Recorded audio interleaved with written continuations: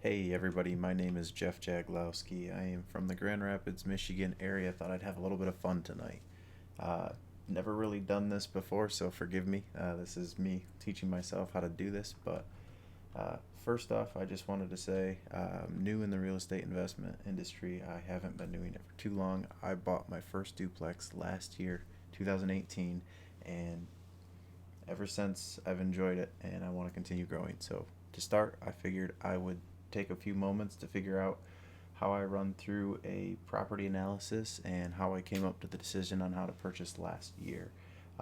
This is a learning experience for me, guys. I invite you to help it be a learning experience for yourself. If you guys have questions, if you guys want to see anything else, or if you have any suggestions in my property analysis, please comment below or reach out on Facebook. I'd love to hear it.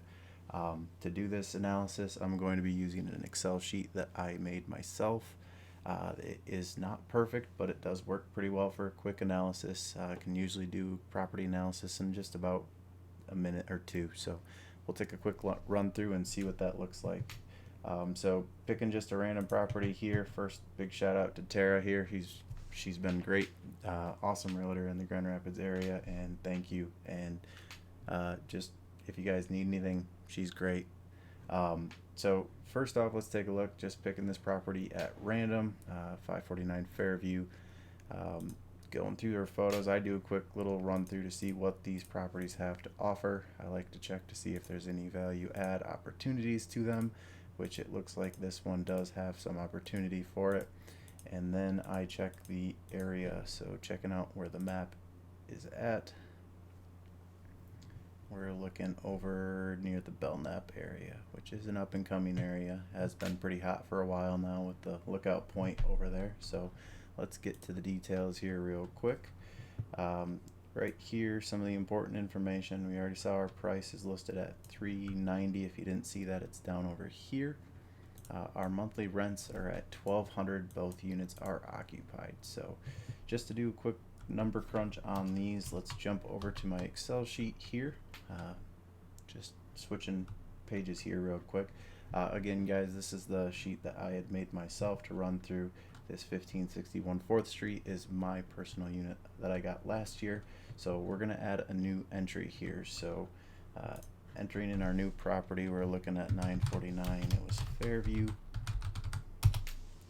Just typing that in there, and you guys will see it does a little bit of formatting and everything with the macros in the background. So if you see anything or have any questions on that later on, let me know. Automatically hyperlinks to this next page real quick. So now let's go into this page. Let's jump back here, pull our numbers up. So 390 each unit at 1200. Let's plug those numbers in there. Pulls that up right there, 1200 and 1200. So just real quick, guys, you can see 390 entered in there, terms 30 years. I put 3.75 with this being an investment property. Let's jump that up to 4% right now. 1200 and 1200 for the rents. And if you guys look down a little bit for a quick analysis right here, you guys can see it's got a negative cash flow of about $598 a month. So where does that number come from? Well, first off, it takes in the down payment at 20%, maybe more, maybe less, depending on your financing. We can adjust that number as we need to. It does the tax and insurance, incorporates those into a amortization for you right here. And then right below that, you'll see the expenditures and reserves. I calculate those at about 26%. So using a property management company, keeping reserves for vacancy, capital expenditures, repairs, etc. There is also some opportunity to put in additional costs down below. So if you want to do some rehab costs, you can throw in a quick number in there. If you want to throw in some other sunk costs like closing fees or anything like that, you can throw that in there as well. So let's just pick a couple numbers arbitrarily here. So right now, not looking so hot, but how would we make that a property that we want to buy? So first, I'm just going to clear these out real quick because we're not going to play in the artificial here. Let's jump back over to the internet here. I use this website, rentometer.com here. We'll just go ahead and copy this address here, and I like to paste that there. We want to verify our other information. We didn't even look at this yet, so I apologize, but jumping back over here, we can come back and see that we have two 3-bedroom units. So I'm going to jump over here and put 3 beds. Do analysis, and we can see what the rent is in that area. So average rent $12.59, probably pretty average for that area. Might be able to get a little bit more out of that if you do some rehab, but let's just run it as the numbers are right now. So assuming we can get $1,200 per rent, which it says it's already rented at that, where does that property make sense? Well, let's take into consideration a couple of factors here. I'm managing my own property right now, so let's just assume I'm managing my property if I were to purchase this one right here. So still, I want to save those expenditures. We're still looking at about 15% in reserves, and we've got a negative cash flow of about $335. So I want to say that this property is overpriced. The rule of thumb that I like to use is the 1% rule. Many of you are probably familiar with that, but for those of you who aren't, 1% rule is the total price of the property. You should be bringing in 1% of that price per month. So big shout out to Brandon Turner. If you have not read his book, I like to use that from him. It's been a good guideline, and it helped me make the first purchase last year for my duplex, and hoping to continue to make these types of purchases going forward. So taking that $390,000, we want to find that sweet spot. At what point do I find a positive cash flow on this property? So I'm just going to change this number. We're going to drop it down pretty big here to start. So let's go to 330,000. Put 330,000 right there. I can already see $30 cash flow per month. I've got some formatting in here. You'll see all these colored cells. Yellow is usually, it's not prime. The brighter the cells get on the right hand in the what if analysis, we'll go through that a little bit later, but the better it would be. It kind of gets a little funky when there's negative numbers involved, so forgive me for the time being. But now let's look at that 1% rule. Let's jump down even further.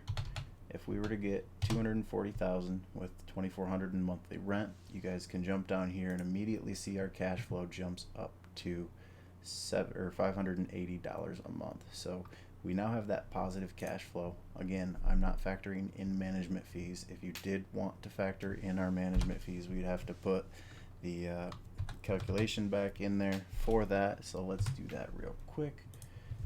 So if we had management, we would be bringing in $314 a month, or we'd be bringing in $157 per door. So not too bad, not great, but it's not bad. So assuming I still manage it on my own, we're looking at bringing in just under $150 per door at a 14% cash on cash return on investment. For those of you that use cap rate, 3% cap rate on that. So yes, this is a far-fetched price, but this is how I take a quick analysis of a property and decide whether or not it's something that I would like to pursue. On the right hand side, guys, here I do a what if analysis. I take that price, break it down for all the different percentages for down payment, 1 all the way up to 50. But for this scenario, I got it highlighted targeting a 16% cash on cash return on investment.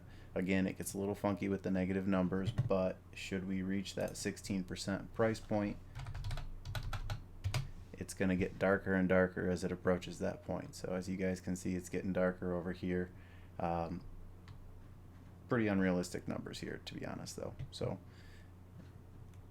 that is how I quickly analyze a property. I'll do this a little bit quicker for you guys with one more property, just so if you guys have any questions here.